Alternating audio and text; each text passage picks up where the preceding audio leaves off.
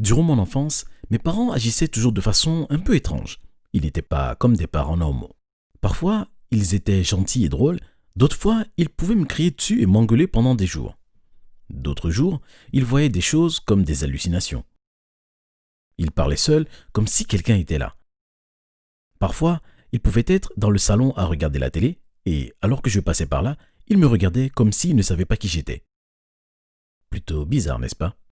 Mais avant que je ne continue, vous pouvez vous abonner à cette chaîne et cliquer sur le bouton des notifications si vous voulez entendre plus d'histoires terrifiantes et excitantes comme la mienne. De temps en temps, ils voyaient des choses qui pouvaient les effrayer, comme lorsque nous étions au zoo. Nous regardions les singes qui rentraient dans leur maison et mes parents sont venus vers moi en courant en me disant qu'il fallait partir sur le champ. Ils ont dit que les singes s'étaient enfuis de leur cage. On devait sortir de là. Mais alors qu'ils me tiraient hors du zoo, j'ai regardé derrière moi et je me suis rendu compte que tout était normal. Mes parents étaient juste délirants. Il y avait aussi cette fois à la fête d'anniversaire. C'était mon meilleur ami et il m'avait invité à sa fête. On devait avoir 10 ans, mais c'était la première fois que j'allais à une fête d'anniversaire. J'ai supplié mes parents pour qu'ils me laissent y aller et ils devaient être de bonne humeur puisqu'ils ont accepté. J'étais surpris et excité. J'étais prêt à vivre le meilleur jour de ma vie. Nous sommes allés chez mon ami, nous avons toqué à sa porte et mon ami l'a ouverte. Je lui ai tendu son cadeau et nous sommes allés jouer dans le jardin alors que nos parents discutaient ensemble. J'ai octé d'émerveillement quand nous sommes arrivés dans le jardin. Il y avait des tables remplies de gâteaux, de casse-croûtes et de boissons gazeuses et une autre table où il y avait tous les cadeaux empilés sans fin. Il y avait un château gonflable et un trampoline et mon ami m'a dit qu'il y avait une piñata avec laquelle on jouerait plus tard. J'étais si excité. Je savais que nous allons beaucoup nous amuser. Nous avons joué à cache-cache avec les autres enfants. Cela faisait à peine 1 heure que j'étais là quand mes parents sont soudainement apparus. Ils avaient un regard fou et observaient autour avec peur. Ma mère fixait le trampoline comme s'il était un monstre. Mon père épiait le sol comme s'il était fait de lave. Ils m'ont regardé et j'ai marché vers eux avec respect. « Nathan, on doit partir » a dit ma mère. « Mais pourquoi? On vient juste d'arriver » ai-je dit, pleurnichant. « Ne discute pas. On rentre » a dit mon père. J'ai tapé du pied. « Mais pourquoi » ai-je demandé. Ma mère s'est penchée vers moi et m'a murmuré à l'oreille. « Tu ne vois pas? Le sol bouge. Si nous ne partons pas, il va nous avaler. » Je les ai regardés confus. J'ai observé la terre. Il me semblait normal. Mais je croyais mes parents, alors je les ai suivis. On est entré dans la voiture et sommes retournés à la maison. Le jour suivant à l'école, mon ami m'a demandé pourquoi j'étais parti aussi soudainement. Je lui ai dit que mes parents m'avaient dit que le sol allait nous manger. Mon ami était offusqué et il ne m'a pas parlé pour le reste de l'année scolaire. Maintenant, je réalise que le comportement de mes parents n'était pas normal. Bien sûr, je ne pensais pas ça quand j'étais plus jeune. Je m'y étais habitué comme j'avais grandi de cette façon de toute ma vie. Parfois, mes parents étaient troublés. Parfois, ils agissaient étrangement. Parfois, ils trouvaient difficile de parler normalement. Mais je les aimais quand même. Malgré tout, ils étaient gentils et attentionnés. Ils étaient juste différents des autres parents. Nous avons beaucoup déménagé aussi. Je restais rarement dans la même école pendant plus d'1 an. Je n'avais pas beaucoup d'amis. J'imagine que j'avais une vie plutôt solitaire. C'est alors qu'un jour à l'école, une femme est venue en cours pour nous parler de la santé mentale. Alors qu'elle rentrait dans la classe, je me souviens avoir pensé qu'elle était très jolie, avec ses longs cheveux bruns et ses yeux verts. Je me souviens également que je suis sorti de ces longues pensées alors qu'elle avait commencé son discours. Elle s'est présentée en tant que mademoiselle Johnson, mais vous pouvez m'appeler Sarah.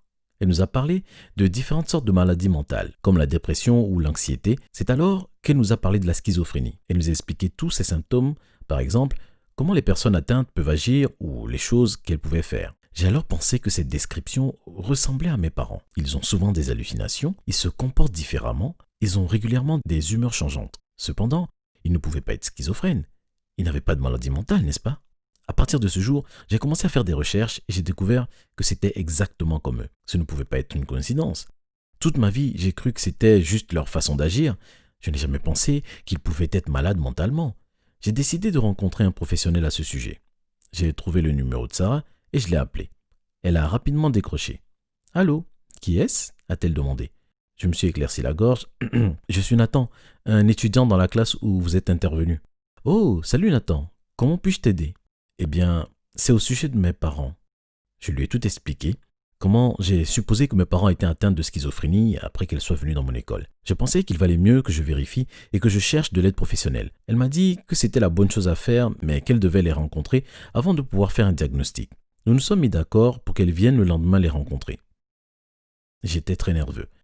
J'avais peur que mes parents soient furieux contre moi puisque je faisais ça dans leur dos. Mais je savais que c'était la meilleure chose à faire. C'était pour leur bien. C'était important qu'ils aient de l'aide dont ils avaient besoin. Quand Sarah est arrivée, elle a toqué à la porte et mes parents se sont regardés avec stupeur. « Qui ça peut bien être ?» a demandé ma mère. Ils sont allés ouvrir la porte et alors que la porte s'ouvrait et que Sarah apparut, mes parents semblaient se figer sur place. J'ai vu leur visage perdre toute leur couleur. Sarah aussi avait l'air surprise et regardait mes parents comme si elle les connaissait. Mes parents avaient l'air de la reconnaître aussi.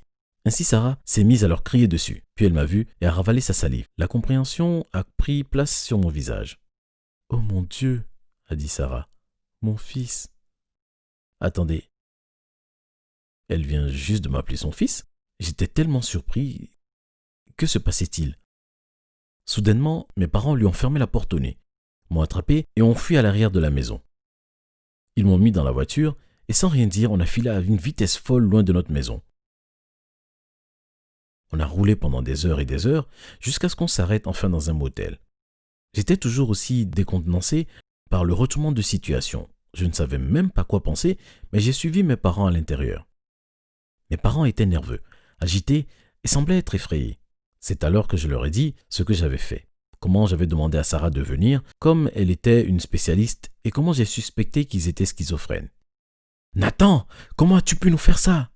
Mon père m'a crié dessus. Mais aussitôt son humeur a changé et tout à coup, il est devenu tout gentil et il me consolait. « Tu as raison », a-t-il dit tristement. J'étais trop outré pour répondre. « Nous n'avons pas été totalement honnêtes avec toi », a dit ma mère. « Tu vois, mon père a pris une grande respiration. Nous sommes schizophrènes. »« Alors c'est vrai ?» ai-je soupiré. Ils ont hoché la tête. « Et une autre chose, » ma mère a admis. « Nous, elle a pris une pause, nous nous sommes échappés d'un asile. » J'étais bouche bée par la surprise. Je ne m'attendais pas à ça. J'étais surpris, mais tout prenait un sens. C'était pour ça qu'ils agissaient bizarrement. Pour ça qu'on déménageait aussi souvent. Pour cela aussi que nous n'avons jamais eu beaucoup d'amis. D'accord, ai-je dit. Mais au sujet de Sarah, pourquoi m'a-t-elle appelé son fils? À ce moment-là, ils se sont mis en colère à nouveau. Et je ne savais pas quoi faire. Donc je me suis juste enfui de la chambre d'hôtel. Je ne savais pas où je me trouvais. On avait quitté la maison si rapidement que je n'avais pas eu le temps de prendre mon téléphone. Alors j'ai trébuché dans la rue et j'ai cherché quelqu'un pour m'aider. J'ai remarqué une voiture de police au loin qui se dirigeait vers moi. Dès lors, j'ai couru à sa rencontre en essayant de la faire ralentir. Heureusement, le policier s'est arrêté et m'a demandé ce qui n'allait pas. Je lui ai expliqué tout ce qu'il s'était passé et bien qu'il paraissait étonné, il me dit qu'il m'emmènerait au poste de police où je serais en sécurité. Je me sentais mal de dénoncer mes parents, mais je savais que c'était pour leur bien. Quand j'étais au poste de police, le policier m'a dit qu'ils avaient trouvé mes parents. Ils étaient à présent en détention et seraient bientôt renvoyés dans l'asile d'où ils s'étaient enfuis. J'étais dévasté. En à peine quelques heures, ma vie entière s'est envolée. Où est-ce que j'allais aller? Où est-ce que j'allais vivre? Comment est-ce que j'allais survivre? Toutes ces pensées effrayantes se sont immiscées dans ma tête quand le policier m'a dit que j'avais un invité surprise. En arrivant dans la pièce d'à côté, j'étais stupéfait d'y voir Sarah. « Comment m'avez-vous retrouvé ?» ai-je demandé. « Quand tes parents se sont enfuis en voiture, je les ai suivis, » a-t-elle expliqué. J'avais tant de questions, mais je ne savais pas par où commencer. Sarah a parlé la première. « Écoute, je pense que je te dois la vérité.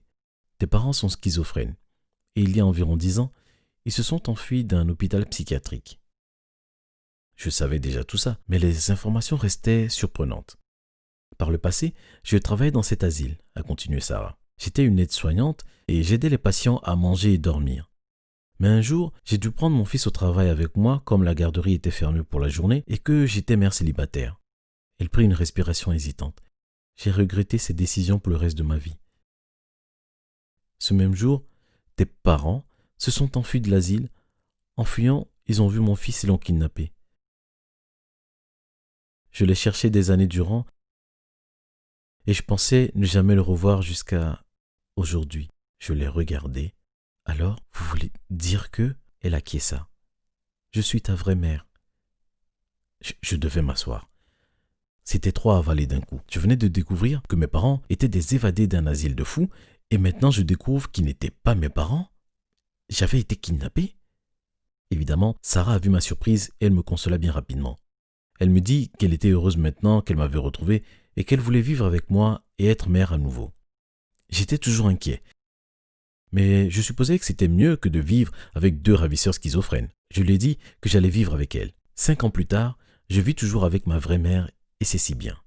Elle est très gentille, je pense que nous nous entendons très bien. Au départ, j'imaginais que ça serait gênant, mais ça n'était pas du tout le cas. Sarah m'a immédiatement fait sentir à la maison et je recommence à me sentir comme son fils. Je continue de rendre visite à mes parents à l'hôpital psychiatrique de temps en temps. Ça me fait très bizarre de les voir là-bas, même si je sais que c'est le mieux pour eux. Ici, ils peuvent vivre en paix, sans être un danger pour les autres. Quand je leur rends visite, parfois, ils agissent normalement et je pense qu'ils peuvent à nouveau retourner à la vie extérieure. Mais d'autres fois, ils se mettent en colère et ne font que de me crier dessus. C'est très déroutant et je sais que c'est seulement un symptôme d'une maladie mentale. Mais ça reste très dur. C'est dur. Mais je les aimerai toujours.